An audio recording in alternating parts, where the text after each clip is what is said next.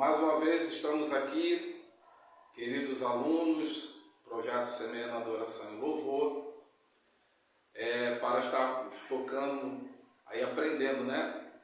A música Para Sempre, que estaremos tocando aqui na guitarra, né? Com devido aos acordes.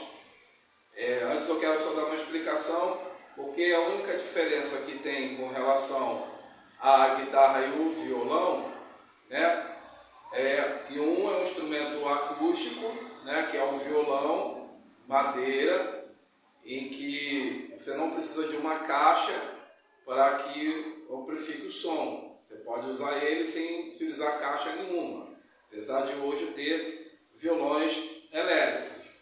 E a guitarra, esta aqui, você já precisa de uma caixa para que o som seja amplificado de forma que a altura você consiga ouvir, tá bom? Essa é a diferença. E as regiões aonde você vai tocar, seja acordes, né, harmonia, seja solos, tá ok? Muito bem. Então, os acordes da música que eu irei tocar são o Dó com nona, tá bom? Essa posição aqui na primeira região. O Sol, ok?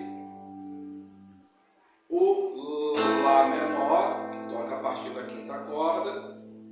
E esse Fá aqui embaixo, a partir da quarta corda. Eu tenho certeza que vai facilitar aí, tá bom? Não é que a gente não possa tocar esse aqui prestando, tá bom?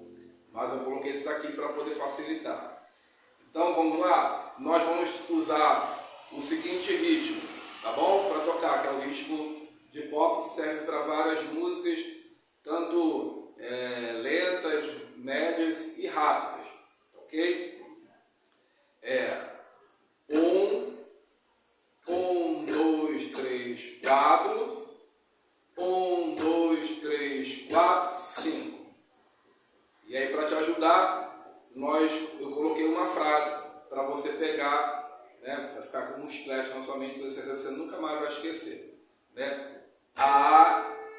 Abacate só com muito açúcar, tá ok? Esse ritmo sempre vai estar tocando ele conforme o baixo do acorde, tá? Regiões médias e agudas, tá bom? O Dó a partir da quinta corda, Sol a partir da sexta, Lá menor da quinta e o Fá aqui da quarta, tá bom? Se eu tocar na sexta corda, eu vou fazer esse Fá com o pestana, tá bom? Deixa eu soltar aqui a bateria. Vamos lá. Pra